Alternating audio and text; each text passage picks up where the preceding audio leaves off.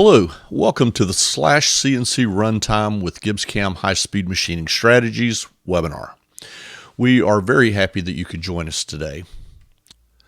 During the webinar, if you have any questions, you can enter them into the chat. There are several GibbsCAM experts monitoring the chat to answer your questions.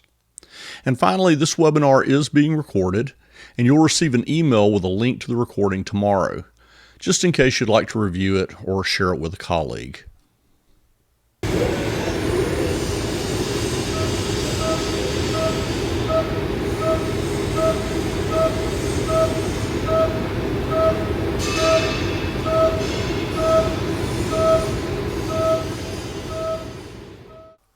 What you're seeing on my screen is video I shot last week at a local tech school where the regional Haas distributor graciously gave me access to a VF2 Super Speed so that I could shoot this video.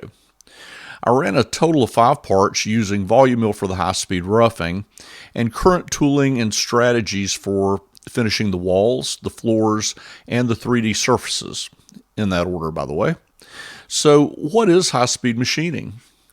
For today's purposes, I'll define high-speed machining as utilizing machining strategies that take advantage of modern tooling, modern machines, and modern toolpath strategies to improve productivity and lower part, tooling, and machine costs.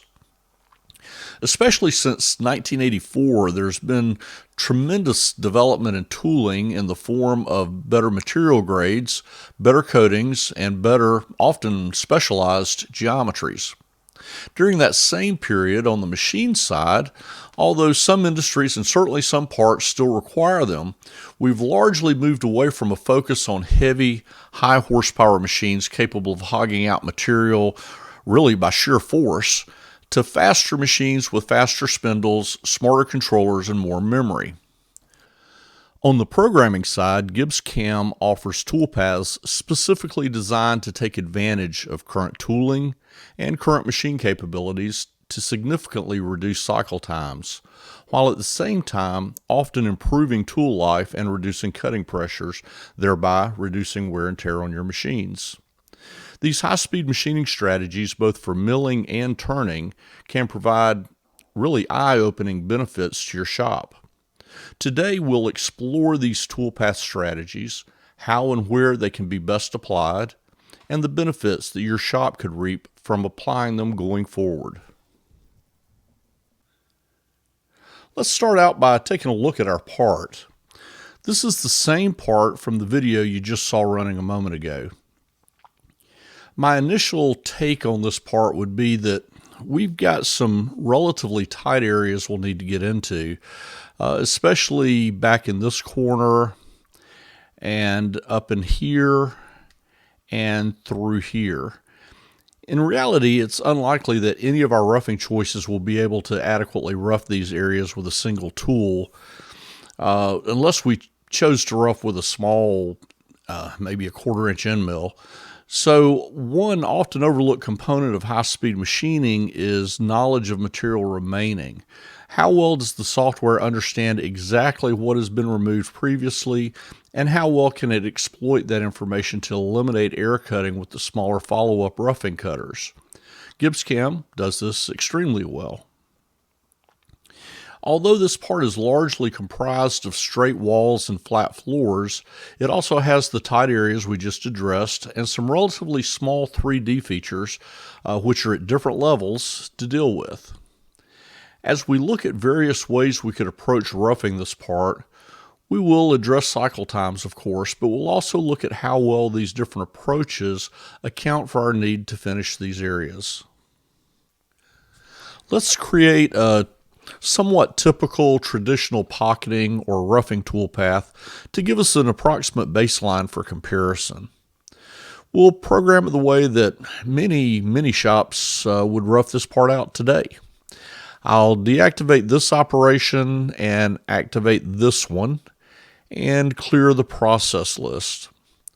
For this toolpath, I'm going to use a mid-range 3/4 inch 4-flute carbide end mill and perform a roughing operation. We'll do a basic offset rough. We'll use the speeds and feeds recommended by the manufacturer of the cutting tool. and apply those, and a cut width of half the end mill diameter. I don't really need a lead in or lead out for this cut. Don't want to leave any 2D stock. I'll use surface stock instead so that it leaves it as equally as possible on all surfaces. I do want to make sure that use stock is checked so that the toolpath works from the full stock body rather than the outline of the part. Let's see, my clearance values and my starting depth look good. And I'm going to pull our final depth from the model by using the Alt key and clicking on the outside wall to get the depth at the bottom of the part. And let's see, I'll go past that by another 20 thousandths. And we'll make our step downs half the end mill diameter, 3/8 of an inch. We can create a pass for each flat. It would actually probably be quicker to hit the flats after each pass, but this strategy seems to be more common. The rest of these should be fine for this cut, and I'll go to the Solids tab, and I'm using the global roughing tolerance, which is currently set to 1/1000ths. And I'll leave 20 thousandths surface stock, meaning the tool will stay a minimum of 20 thousandths away from each face. The rest of these settings should be fine. Let's select this operation and we'll replace it with our new tool path. And let's see what that looks like running. As programmed, this roughing operation takes well over an hour, and it really fails to give us much detail on the finer features of the part. We will use this as our initial baseline as we walk through some of the more current strategies that GibbsCAM provides. All right, I'll deactivate this one and activate this one. And let's take a look at plunge roughing. I sometimes hear feedback that plunge roughing is the fastest way to remove material, and there's certainly an element of truth in that statement. Plunge roughing does align the primary forces of the cut along the axis of the tool, the axis of the spindle, and the axis of the spindle bearings. As far as making the cut utilize the kinematics of the machine for maximum rigidity and ability to withstand cutting pressure, plunge roughing is really hard to beat. So, the advent of plunge roughing, especially as appropriate flat-bottomed carbide insert drills became widely available, did certainly move the needle of productivity in heavy roughing significantly. Material removal rates were better, and in some situations, but not all, chip evacuation was much less of a problem. GibbsCAM offers automatic creation of plunge roughing patterns, and for some relatively prismatic parts, especially in deeper features with straight walls and flat floors, or 3D features on the floor but relatively deep features that are simple, relatively simple, plunge roughing might be the best way to accomplish the task. But when we look at this type of 3D parts with a lot of detail at different levels, plunge roughing usually produces a part that has to have at least one, if not two or more, additional operations to prepare it for finishing. As you can see, although this operation takes less than 18 minutes to rough, less than 19 minutes to rough, it doesn't really get us very close to finished shape, especially in the 3D areas of the part. With this large stair-step finish, this part still has far too much material in places to be ready for finishing. So let's open the dialog and adjust some settings. We have a drop-down that gives us options for what type of pattern we're creating: linear, circular, using guide curves, or following a contour. And we can define the part as a core, which would typically be either higher in the middle than the outside or an open pocket, or we can define it as a cavity. Since we're in linear mode, forward step defines the distance from one plunge to the next along a single line or row of consecutive plunges. Side step defines the distance between adjacent lines or rows. We have tolerance and stock settings, and we have the depth for clearance as it moves between plunges, and the linear cutting angle, which controls the angle of the rows of plunges. 0 degrees will cut in the x-axis starting at the front, 180 degrees will cut along the x-axis starting at the back. 90 degrees cuts in the y-axis starting on the right, and so forth. And then here we have the ability to define a wall pull-off so that the tool pulls away from the wall it just created slightly so that the tool doesn't wrap it back out, still in contact with the vertical wall. Let's create a finer step over. We'll take the forward step down to a 1/16 and the side step down to 3/16. This is about a third each way, a little less on one and a little more on the other, which means we just increased the number of plunges to somewhere around 9 times what we originally had. I'll activate this one and we'll replace it with the new toolpath. And let's see what that looks like. Well, creating smaller step overs definitely reduces the stair steps, but they're still significant, and our material removal rate quickly drops when we reduce the step overs.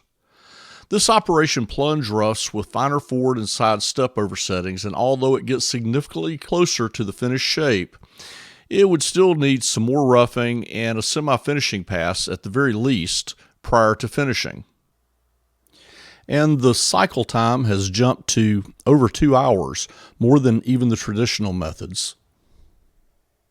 So plunge roughing can be effective on part shapes where you can take advantage of the larger forward and side step settings, as long as it still produces a rough part that's close enough to finished shape to not require excessive additional work prior to finishing. But it's not always the best way to rough more complex parts, especially those with several levels and with finer details or smaller details. All right, let's take a look at high feed mill. As machine tool builders continue to improve spindle speeds and use faster processors and increased memory capacities, tooling manufacturers continued improving their material grades, their coatings, and their geometries, creating more specialized tools. One interesting development was the high feed mill, also called a convex tip cutter. Due to the geometry of the tip, this tool is capable of very high feed per tooth feed rates while maintaining a better surface finish than the feed per tooth would imply. This is a similar effect to some of the high-performance turning strategies. The high feed mill typically takes a very small axial depth of cut while using nearly the full width of the cutter at very high feed rates compared to RPM, often 20 thousandths or more per tooth. On this part, I'm using a normal GibbsCAM 2D roughing process. Let's go ahead and take a look at how I have it set up. This is a Gibbs roughing routine using an offset with cleanup strategy. Our spindle speed and feed rate are based on the recommended surface speed and chip for the material from the tooling manufacturer. The feed rate is 20 thousandths per tooth or 60 thousandths per revolution. We have a significant cut width, nearly the full diameter at the tip of the tool, and we can do this without leaving nubs uncut in the corners because we're using offset with cleanup. I'm not leaving any 2D stock. Since my toolpath is based on a solid model, I'll use surface stock instead. Let's see, I do want to check the use stock option so that the toolpath engine considers the stock. With these recessed areas in the model, if I don't select use stock, these areas may not be cut. The other thing I want to point out on this page is the step down. Again, this is directly from the tooling manufacturer. I think they showed 20 to 30 thousandths axial depth of cut, and I just decided to hit the middle of that range. Oh, and I have it hitting the flats after each pass. This strategy is faster than adding passes and still leaves more uniform material remaining than not hitting the flats at all.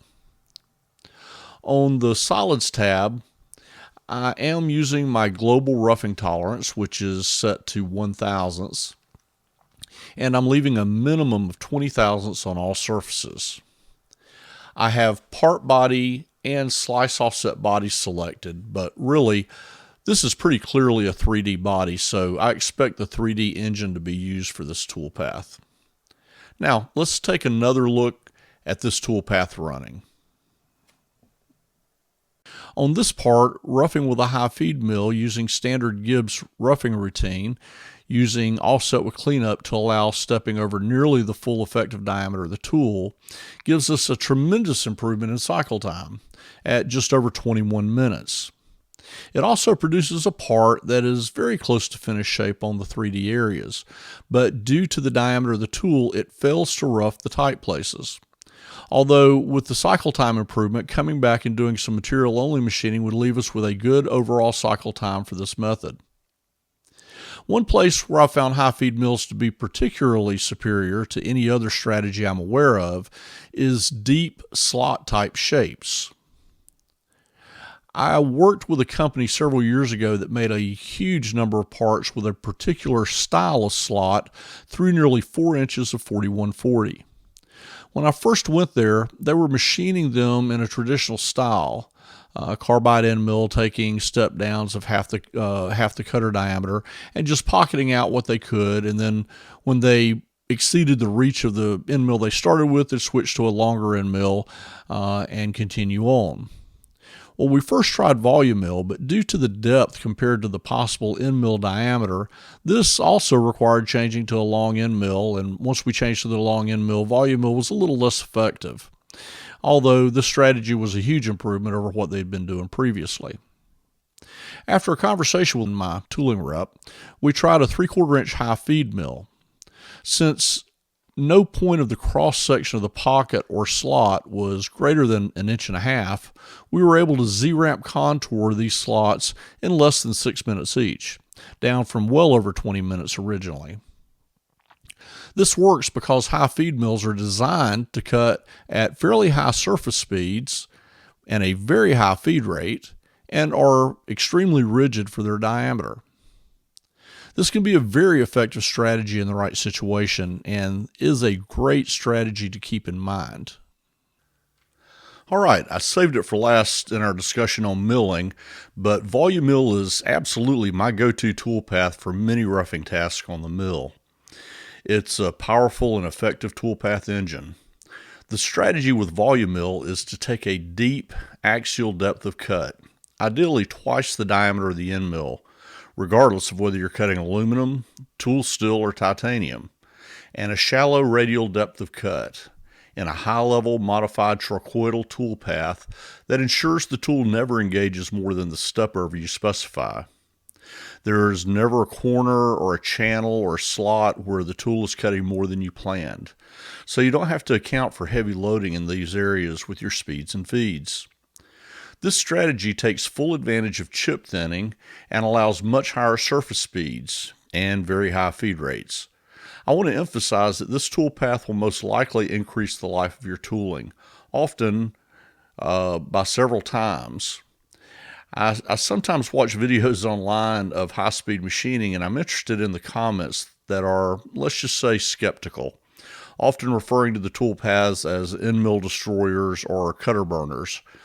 And sometimes those descriptions are correct. And often these videos are shown cutting aluminum. VoluMill does great on aluminum, but I can machine aluminum pretty darn fast even with normal toolpath. That's why the video you saw at the beginning of this is cutting 4140, not aluminum. I cut 5 of those parts, and it would be difficult to tell any of the end mills used on those parts from brand new ones. Since VoluMill is tested with end mills from Helical Solutions, and that happened to be what I was using for this part, I was very comfortable using the numbers recommended by VoluMill's technology expert. But really, I've used those numbers successfully using many different brands of high-performance end mills. Let's take a look at the VoluMill dialog.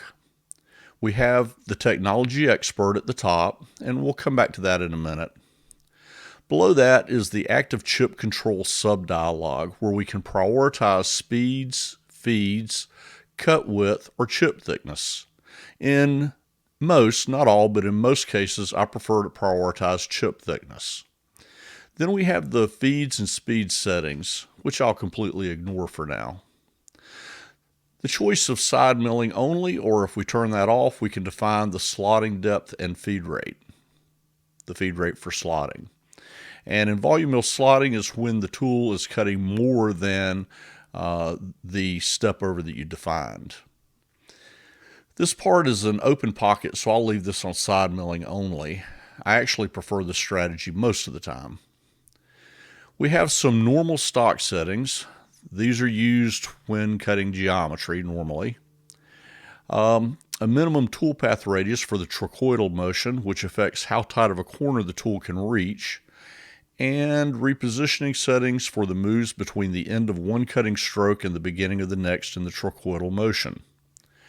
By the way, VoluMill does an excellent job of deciding whether to keep the tool down and reposition by coming off the floor with a short helical move, reposition with a high feed move, and then helix back into the next cut, or on long moves, retract to the clearance and reposition.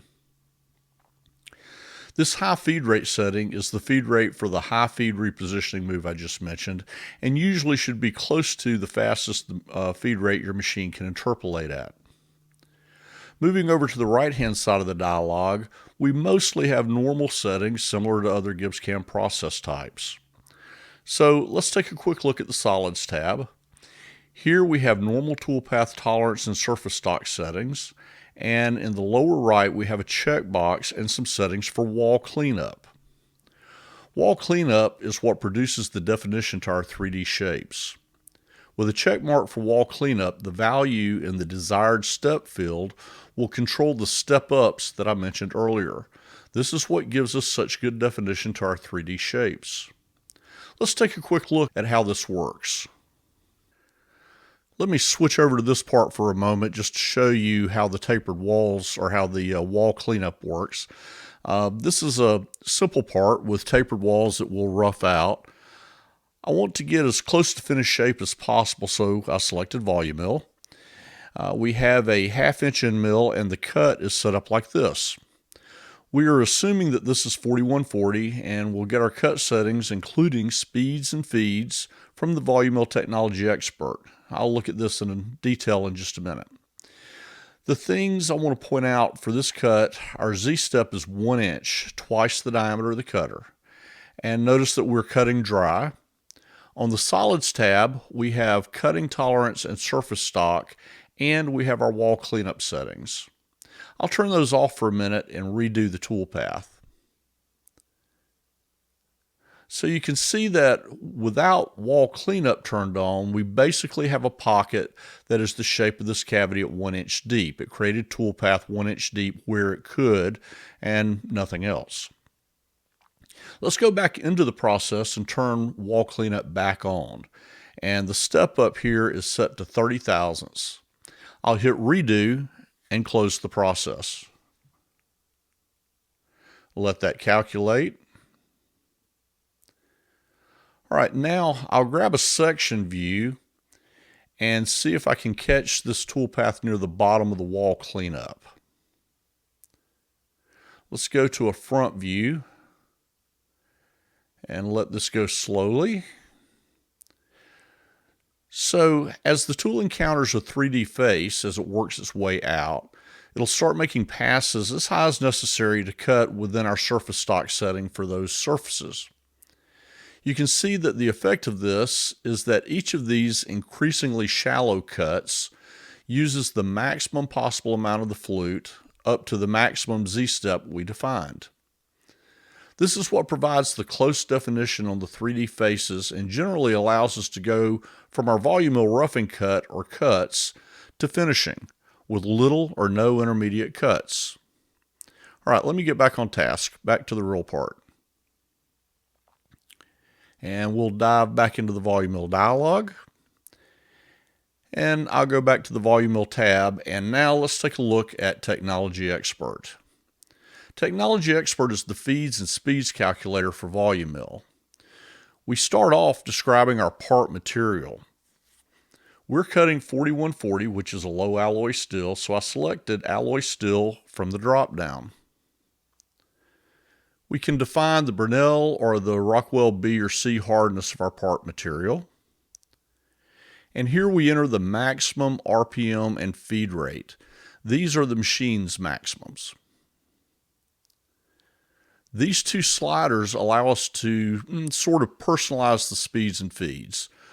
Workpiece holding is the way for me to differentiate between possibly holding the part hanging out of the vise 4 inches, or maybe holding with a couple of strap clamps versus holding the part rigidly in a vise or solid fixture. Notice that changing the setting affects the feed rate, but not the spindle speed, so it specifically affects the chip load and the cutting pressure. Cutting aggressiveness, on the other hand, is the way for me to specify how aggressive I want to be with this cut. To me, this has a lot to do with the quality and condition of the end mill I'm using. Changing this setting affects both the spindle speed and the feed rate. I usually recommend that users start off with premium end mills designed for this type of toolpath. Many gravitate to end mills from Helical Solutions since they are what VoluMill is tested with, and that's where these numbers come from. I happen to have Helical Solutions end mills when I made this test run, but I've also had similar success with end mills from a lot of companies, Walter, OSC, Haneda, Kennametal, and others. I recommend starting out until you get more comfortable with the sliders near the center or maybe just to the right of center. But I suspect most of you will end up with the sliders at least 75% or more. But start out a little conservative and work your way up. This stuff works when you use it right. We can use this to calculate speeds and feeds for more than just VoluMill toolpaths. We can also calculate feeds and speeds for heavy roughing, light roughing, finishing, or slotting. And you can see the changes in recommended feeds and speeds based on the type of cut we're taking. And I can specify work holding and cutting aggressiveness slider settings for these toolpath choices as well. Do keep in mind that these are tested with premium high-performance carbide end mills in new condition. In this center section, we have our tool description, most of which we can't really alter since it pulls its data from our tool description. On a side note, notice that the number of flutes is set to 5. I had intended to use a 7-flute end mill for this, but I seemed to be a little bit fat-fingered on an iPhone and typed 5 instead of 7 when I ordered. If I had ordered correctly, let me just change this to 7-flute for a second. You can see I would have picked up well over 100 inches per minute on my feed rate. What would that would 2.5 minutes? Yeah, about 2.5 minutes that would have knocked off the cycle time. But unfortunately, I was fat-fingered and had a 5-flute. Let me see. We can come back. I can define my tool holder, and I can define whether I'm using a coated or uncoated tool. As you can see, all of these settings affect the recommended feeds and speeds. The results sections over here on the right are the values the software calculates based on the settings and the values we entered in the tool page and on this page. We can check the ones we want to apply and select Apply Checked, or if we want to apply everything, select Apply All. Most of the time, I just hit Apply All. With these settings, we end up with a cycle time of 7 minutes, 20 seconds, but we still have areas the tool couldn't get into. If we look at these next few VoluMill operations, this one is simply roughing the lower part of the profile, while the final 2 VoluMill operations perform material-only cuts with progressively smaller end mills to get into the places the larger end mill couldn't get. And we have a roughed part that is ready for finishing passes. All of this with a total roughing time of under 12 minutes.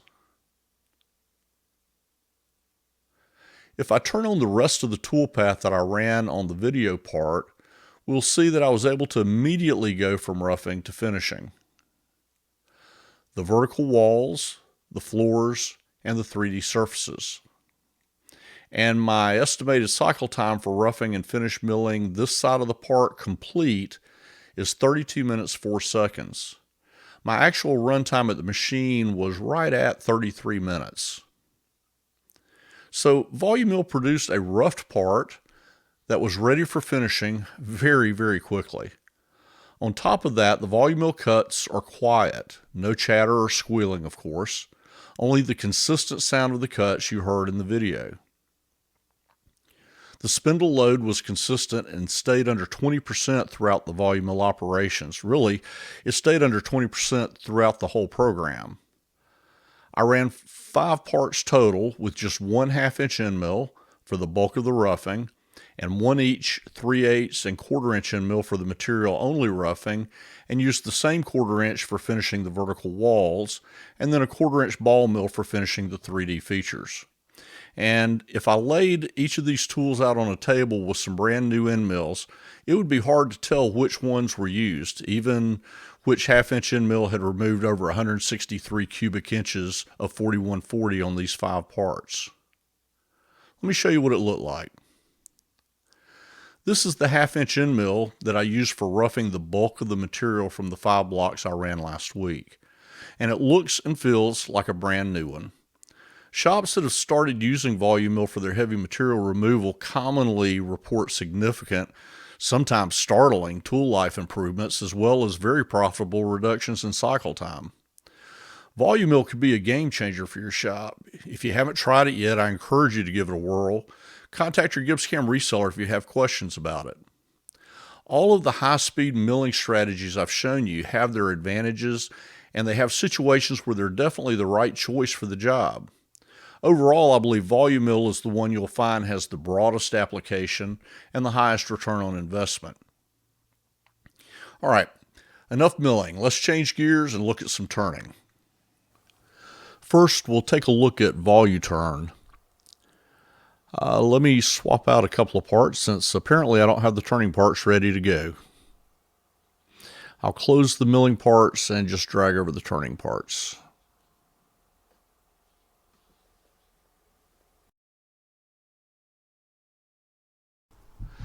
I guess this is a case of the first casualty of action is the plan.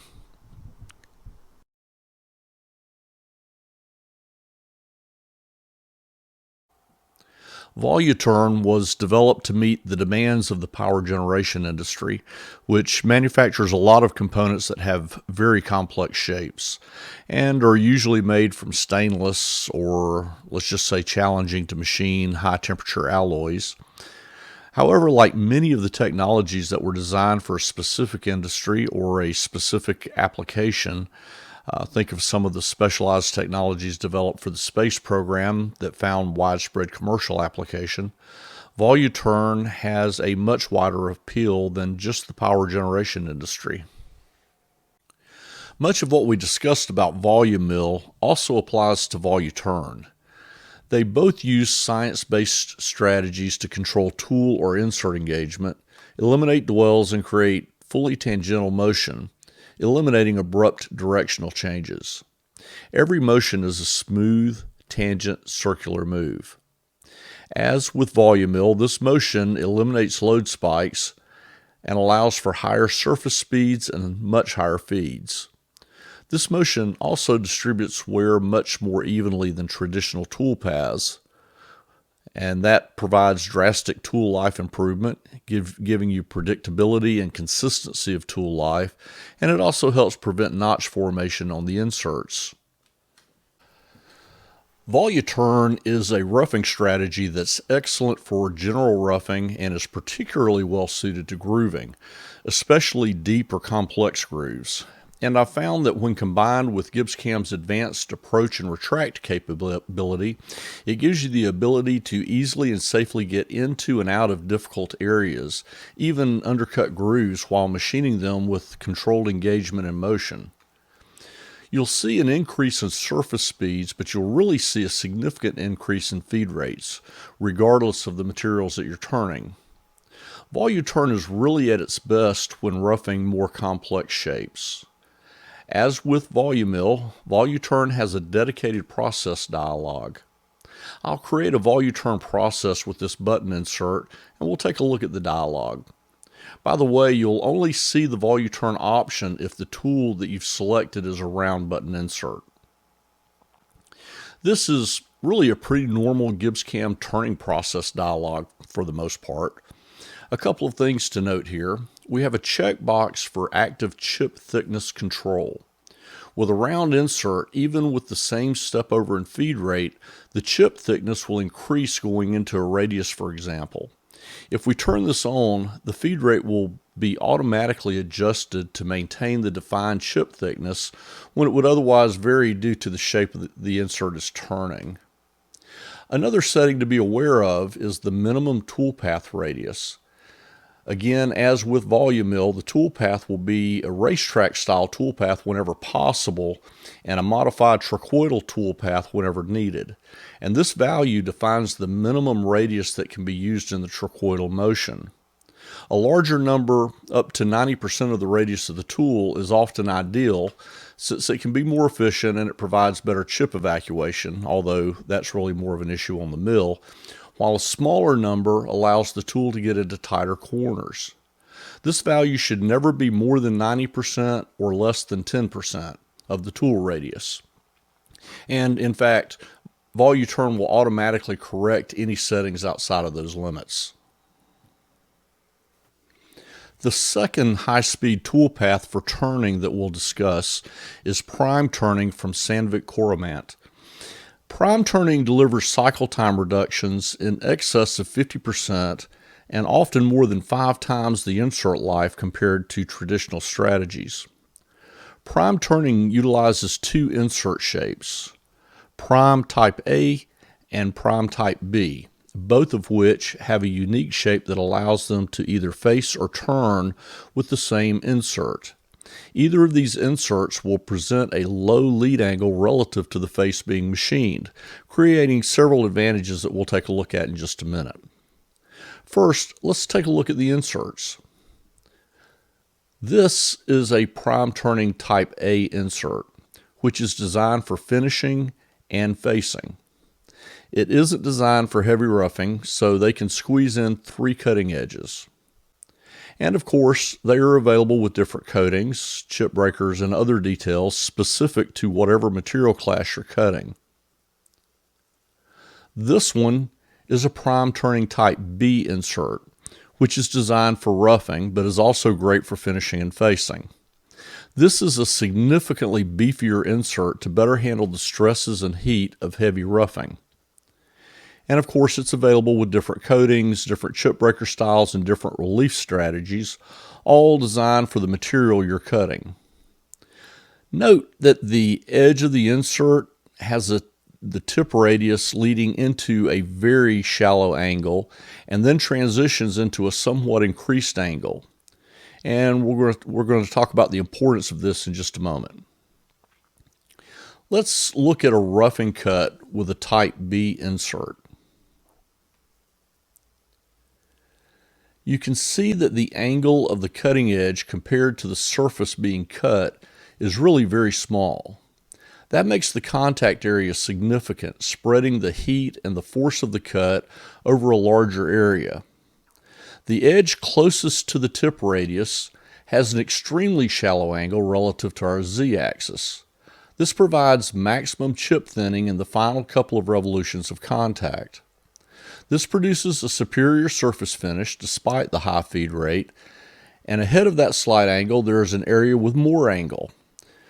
This area prevents the insert from having too much surface area engaged and allows for much deeper cuts than we could make if the angle remained as tight as that trailing edge. All right, why are we cutting away from the chuck?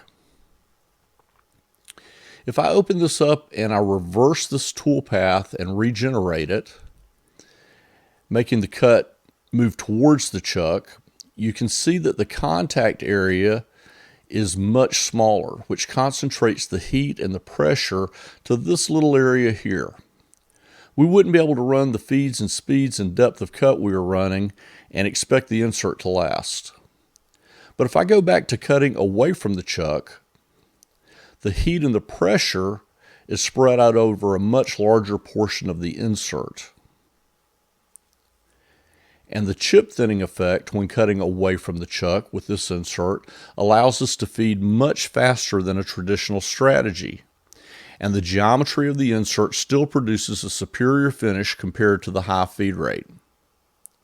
By the way, chip thinning refers to situations either in milling or turning where the thickness of the chip is less than the feed per revolution on the lathe or the feed per tooth on a mill. On a lathe, the chip thickness would be measured perpendicular to the cutting edge. So if the cutting edge is not perpendicular to the angle of motion, the thickness of the chip is reduced. If you have a tool with a significant lead angle, the chip thickness is much less than the feed per revolution. PrimeTurning Type B inserts are designed to cut with a variable lead angle that allows extreme chip thinning at the trailing edge of the cut. In some cases with PrimeTurning, this shallow relative lead angle may cause the depth of cut to be a little bit shallower than a traditional cut might be, but the increased feed rate more than makes up for it. So let's look at some numbers. This graphic shows recommended settings in M category materials, which are stainless steels, and we're looking at the recommendations for heavy roughing. If we look at the conventional cut, this recommends a surface speed of 656 surface foot, with suitable inserts, of course. By the way, due to the shops I've worked in, probably well over 90% of the work I've done has been in imperial, which is shown in the parentheses. For those of you who work in metric, those numbers are before the parentheses. So let's see, 656 surface feet with a feed rate of 10 thousandths per rev and a cut depth of 150 thousandths, which is 300 off the diameter per stroke. The prime toolpath for this same material recommends 820 surface feet, an increase of 20% over the traditional, 25% over the traditional. The feed rate for prime is 40 thousandths per rev, and the cut depth is 120 thousandths. So we lost about 20% on the depth of cut, but we increased the feed per rev by 400%, and we're spinning the spindle 25% faster. That comes out to a 321% improvement in material removal rates, and that doesn't even factor in the 80% improvement in tool life.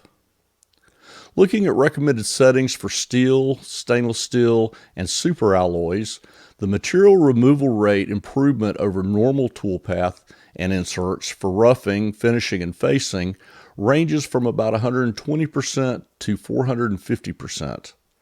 The tougher the material is to machine, the greater the improvement is. With either insert, Type A or Type B, GibbsCAM produces toolpaths designed specifically for these inserts, with arc end moves for every cut to prevent overloading on the initial move to depth. If we look at the process dialog, it will look pretty familiar to anyone who has used GibbsCAM. We have a choice of roughing toolpaths or finishing toolpaths, standard turning settings, a cut depth, and it shows us the minimum and maximum for this insert. We can specify lead out parameters, normal speed and feed settings. I try to keep my tool settings up to date so that I can set these with a couple of clicks using the settings that I've settled on. I start with the manufacturer's recommended speeds and feeds, noting the depth of cut where appropriate, and then tweak them if necessary once I have my own proven numbers. These feeds and speeds can easily be saved to the tool, which is the way that I'm using them here, but they can also be captured in a saved process, which saves the tool and all the process settings and can be called up with 2 mouse clicks and applied to any appropriate part. This can allow you to not only program parts faster, but it also helps standardize your proven techniques and settings. Well, as usual, I've let the time get away from me a little. I'll let you watch some video while I wrap things up. Today, we have looked at high-speed machining strategies, mostly for roughing, for milling, and for turning. On the milling side, we looked at plunge roughing, which can be great for deep features on relatively prismatic parts that don't have a lot of small details. We looked at high feed milling, which can be a great choice in a number of situations, but is particularly well suited to parts where you can take advantage of the rigidity of the tool to reach deep recesses to machine larger areas, or parts with very deep slot type features. And we looked at VoluMill, which allows for very fast material removal and excels at machining complex parts with a great amount of detail. VoluMill slashes roughing time, improves tool life and predictability, and reduces wear and tear on your machines. Then on the turning side, we looked at VoluTurn, which gives us many of the advantages of VoluMill, but for turning. It is the tool for roughing deep or complex grooves, especially in difficult to machine materials such as stainless, nickel alloys, or other superalloys. Then we looked at Sandvik Coramant's PrimeTurning. This is an absolute beast for heavy roughing on a lathe, regardless of the material. It provides both inserts as well as specialized toolpaths for roughing, finishing, and facing. We also discussed how GibbsCAM's knowledge of material remaining, in other words, the software's understanding of exactly what material is still there after all the previous machining has occurred, and can eliminate air cutting on material-only operations, and provides another facet supporting high-speed machining. If you're interested in investigating how GibbsCAM's high-speed machining strategies can benefit your shop, either by increasing throughput, reducing production and tooling costs, reducing wear and tear on your machines, streamlining and simplifying the programming process, or all of the above, or learning more about GibbsCAM in general, contact your GibbsCAM reseller for more information or a personal demonstration. Again, links to the recording of this webinar will go out via email tomorrow, just in case you'd like to review it or share it with a friend, coworker, or colleague. We know that your schedules are very demanding. Thank you for taking the time to join us for this webinar.